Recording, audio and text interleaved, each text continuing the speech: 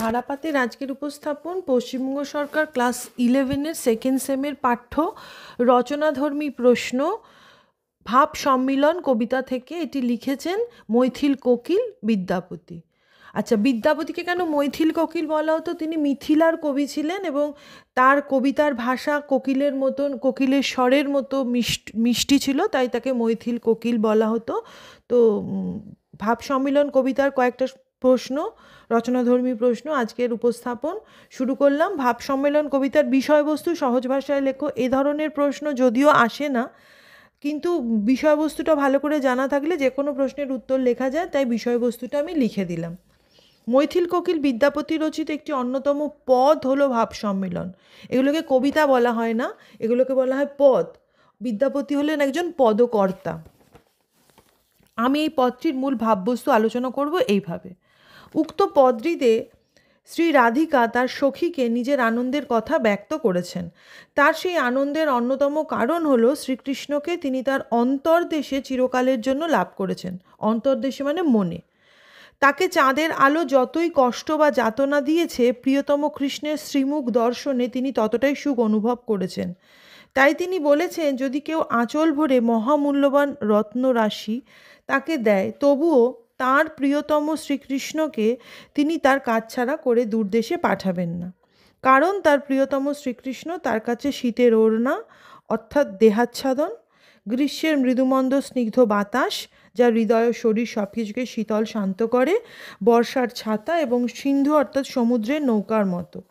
এক কথায় শ্রী রাধিকা এটাই বোঝাতে চেয়েছেন যে শ্রীকৃষ্ণ তার সর্বস্ব, তার হৃদয়, মন, তনু সর্বত্রই যার উজ্জ্বল উপস্থিতি। তনু মানে শরীর। কবিতার ভণিতা অংশে কবি বিদ্যাপতি শ্রী রাধাকে উপদেশ দিয়েছেন যে যে ব্যক্তি সুজন অর্থাৎ সৎজন হয়, তার দুঃখ কখনোই চিরস্থায়ী নয়। দুঃখ জীবনে আসে ঠিকই, কিন্তু সেই দুঃখ ক্ষণস্থায়ী এবং অচিরেই তার জীবন থেকে বিদায় নেয়। তো এটাই হলো ভাব সম্মিলন কবিতার বিষয়বস্তু। প্রতিটা লাইনের মানে করার চেষ্টা করেছি। কবিতা পড়ে মানেটা তোমরা দেখে নিও, আশা করি তোমাদের বুঝতে অসুবিধা হবে না। নেক্সট প্রশ্ন, খুব ইম্পর্টেন্ট প্রশ্ন, রাধার চরিত্র। ভাব সম্মিলন কবিতা অবলম্বনে রাধার চরিত্র আলোচনা করো। মৈথিল কোকিল বিদ্যাপতির অন্যতম পদ হলো ভাব সম্মিলন, যে পদের কেন্দ্রীয় চরিত্র শ্রী রাধিকা। কবিগুরু রবীন্দ্রনাথ বিদ্যাপতি সম্পর্কে বলেছিলেন, বিদ্যাপতি জগতের মধ্যে প্রেমকে সার বলিয়া জানিয়াছেন। আলোচ্য কবিতায় শ্রী রাধিকা প্রধানত বিরহকাতর এবং কৃষ্ণপ্রেমী। তিনি কৃষ্ণের মথুরাগমনের পর তীব্র বিরহ ও আকুলতায় ভুগছেন। এই তীব্র বিরহ যন্ত্রণা নিরসন ঘটাতে কবিরা তার মনের মধ্যে কৃষ্ণের সাথে এক কাল্পনিক মিলন ঘটান, যা ভাব সম্মেলন নামে পরিচিত। এখানে রাধাকে কৃষ্ণের প্রতি গভীর ও একনিষ্ঠ ভালোবাসায় আপ্লুত একজন নারী হিসাবে দেখানো হয়েছে। রাধা চরিত্রের বিভিন্ন দিক এই পর্যায়ের পদে লক্ষ্য করা যায়। এক, বিরহ কাতর। শ্রীকৃষ্ণ মথুরায় চলে যাওয়ার পর রাধা গভীর বিরহে আকুল হয়ে ওঠে। তিনি কৃষ্ণের জন্য সর্বদা কাতর থাকেন এবং তার বিরহ যন্ত্রণা দিন রাত তাকে দগ্ধ করে। নেক্সট, কৃষ্ণপ্রেমী। রাধার কৃষ্ণ বিরহ তার গভীর প্রেমেরই প্রকাশ। তার প্রেম এতটাই শক্তিশালী যে কৃষ্ণের অনুপস্থিতিতেও কল্পনার মাধ্যমে তার সাথে কৃষ্ণের মিলন সম্ভব হয়। নেক্সট, মানসিকভাবে সংযুক্ত। এই কবিতায় বা পদে রাধার শারীরিক উপস্থিতি না থাকলেও তিনি মানসিকভাবে শ্রীকৃষ্ণের সাথে সদা সংযুক্ত। তার মনের মধ্যেই কৃষ্ণের সঙ্গে মিলন ঘটে। নেক্সট, বৈষ্ণব পদাবলীর প্রতীক। রাধা আলোচ্য পদে বৈষ্ণব পদাবলীর চিরাচরিত শ্রী রাধিকা রূপেই আবির্ভূত হয়েছেন, যিনি প্রেমের এক উচ্চতর আদর্শকে প্রতিফলিত করেন। তিনি শুধুমাত্র একজন প্রেমিকা নন, তিনি প্রেমময় সত্তার এক জীবন্ত প্রতীক। খুব সুন্দর হয়েছে।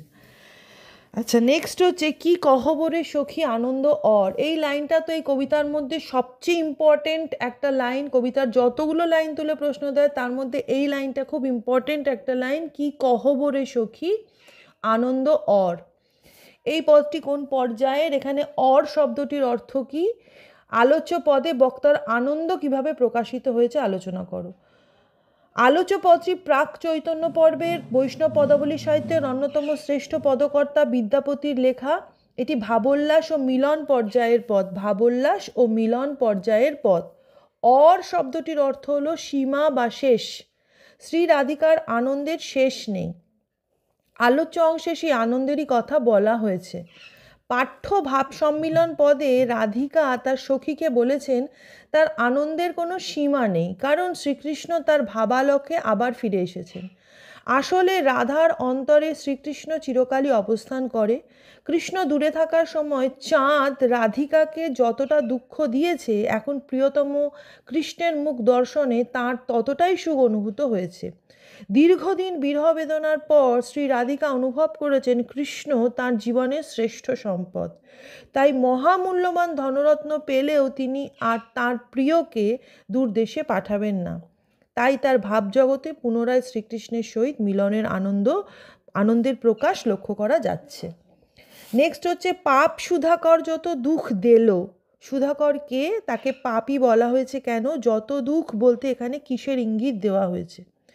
বৈষ্ণব কবি বিদ্যাপতি রচিত বৈষ্ণব পদাবলীর অন্তর্ভুক্ত ভাব সম্মিলন পদে সুধাকর বলতে চাঁদকে বোঝানো হয়েছে। সুধাকর মানে চাঁদ। প্রিয়তম কৃষ্ণের বিরহে শ্রী রাধিকা যখন দুঃখে কাতর, তখন চাঁদের মায়াবী জ্যোৎস্না যেন তাকে আরও বেশি করে শ্রীকৃষ্ণ অর্থাৎ তার প্রিয়তমের কথা মনে করাচ্ছে। অথচ শ্রী রাধিকা শ্রীকৃষ্ণের কাছে যেতে পারছেন না। শ্রী রাধিকার বিচ্ছেদ বেদনা দ্বিগুণ আকারে বর্ণনা করার জন্য সুধাকর অর্থাৎ চাঁদকে পাপী বলা হয়েছে। শ্রী রাধিকাকে ফেলে রেখে তার প্রিয়তম শ্রীকৃষ্ণ মথুরায় গিয়েছেন। সমগ্র বৃন্দাবন এতে ব্যাকুল হয়ে উঠেছে। রাধিকার বিরহ যন্ত্রণায় বৃন্দাবনবাসীদের বুকে নেমে আসে মায়াবী চাঁদের জ্যোৎস্নালোকের সেই বেদনাকে দ্বিগুণ করে দিয়েছে। চাঁদের প্রতি তাই রাধিকার চরম আক্রোশ জেগেছে। প্রিয় বিচ্ছেদে তিনি কাতর হয়ে পড়েছেন, আর তাই প্রিয়তমের সঙ্গে মিলনের পূর্বে রাধিকা এরূপ অবস্থার বর্ণনাতেই যত দুঃখ শব্দ বন্ধনীটির ব্যবহার করেছেন পদকর্তা। নেক্সট প্রশ্ন নম্বর 5, ভাব সম্মিলন কাকে বলে? আলোচ্য পদটিতে রাধার আনন্দের যে ছবি ফুটে উঠেছে তা নিজের ভাষায় বর্ণনা করো। এই প্রশ্নটাতে ভাব সম্মিলন কাকে বলে এই অংশটা নতুন, আর এর আগে 2 নম্বর প্রশ্নটা যেটা আমি লিখেছিলাম, যেখানে রাধার 3 নম্বর প্রশ্নটাতে যে কি কহবরে সখী আনন্দ অর, এই প্রশ্নটার সঙ্গে এই উত্তরটার অনেকটাই মিল রয়েছে। শ্রীকৃষ্ণ মথুরায় চলে যাওয়ার পর আর বৃন্দাবনে ফিরে আসেনি, কিন্তু বৈষ্ণব মহাজনরা রাধার বিরহকাতর অবস্থাকে আর সহ্য করতে পারছিলেন না। তাই বাস্তবে না হলেও তারা রাধা কৃষ্ণের মানস মিলনের যে কল্পনা জগৎ সৃষ্টি করেন, সেই মিলনকেই বৈষ্ণব পদসাহিত্যে ভাব সম্মিলন বলা হয়েছে। তাহলে ভাব সম্মিলন কাকে বলে এটা এখান থেকে বোঝা গেল যে মথুরায় চলে যাওয়ার পর শ্রীকৃষ্ণ আর বৃন্দাবনে কোনোদিন ফিরে আসেননি, কিন্তু রাধার সেই বিরহকাতর অবস্থা, সেই যন্ত্রণা সহ্য করতে না পেরে বৈষ্ণব পদকর্তারা মানস জগতে মানে অন্তরলোকে রাধার মনের ভেতর কৃষ্ণের সঙ্গে রাধার মিলনের একটা কল্পনা করেছিলেন, কল্পনার জগৎ তৈরি করেছিলেন। সেই জগৎটাকেই ভাব সম্মিলন বলা হচ্ছে। আমাদের পাঠ্য ভাব সম্মিলন পদে রাধা তার সখীকে জানিয়েছেন তার আনন্দের কোনো সীমা বা মাত্রা নেই, কারণ শ্রীকৃষ্ণ তার ভাবজগতে আবার ফিরে এসেছেন। আসলে তাঁর প্রিয়তম শ্রীকৃষ্ণ সর্বদাই তার অন্তরে অবস্থান করেন। কৃষ্ণ দূরে থাকাকালীন সময় পাপী চাঁদ তাকে যতটা দুঃখ দিয়েছে, এখন প্রিয়তম কৃষ্ণের মুখ দর্শনে তাঁর ততটাই সুখ অনুভূত হয়েছে। দীর্ঘ বিরহ পর্যায়ে শ্রী রাধা অনুভব করেছেন কৃষ্ণই তার জীবনের শ্রেষ্ঠ সম্পদ। তাই বহু মূল্যবান ধনরত্ন পেলেও তিনি আর কৃষ্ণকে নিজের কাছছাড়া করে দূরদেশে পাঠাবেন না। তাই রাধিকার ভাবজগতের মধ্যে শ্রীকৃষ্ণের সাথে মিলনের অপার আনন্দ প্রকাশিত হয়েছে। তাহলে ভাব সম্মিলন একটা পদ, এটা বৈষ্ণব পদাবলীর একটা পদ, একটা পর্যায়ের পদ। ভাব সম্মিলন বিদ্যাপতি রচিত এই ভাব সম্মিলন পর্যায় আর বিরহ পর্যায়, যেটাকে মাথুর বলা হয়, সেই পর্যায়ের শ্রেষ্ঠ কবি হচ্ছেন বিদ্যাপতি, পদকর্তা হচ্ছেন বিদ্যাপতি। এই পর্যায়ের পদ ভাব সম্মিলন। এটা আমাদের ক্লাস 11-এর সেকেন্ড সেমের পাঠ্য। সবই রচনাধর্মী প্রশ্ন। আশা করি প্রশ্নগুলো তোমাদের কাজে আসবে। তোমাদের প্রয়োজনের কারণেই লিখে দিলাম, যাতে তোমাদের কবিতাটা বেশ একটু কঠিন কবিতা, এবং ভাষাগুলো তো যেহেতু বিদ্যাপতি মিথিলার কবি, তো তার লেখার মধ্যে একটা মৈথিল স্টাইল রয়েছে, তাই বুঝতে একটু অসুবিধা হলেও হতে পারে। তাই তোমরা অবশ্যই কবিতাটা 2-4 বার ভালো করে পড়ে নেবে আর প্রশ্নগুলো দেখে নেবে।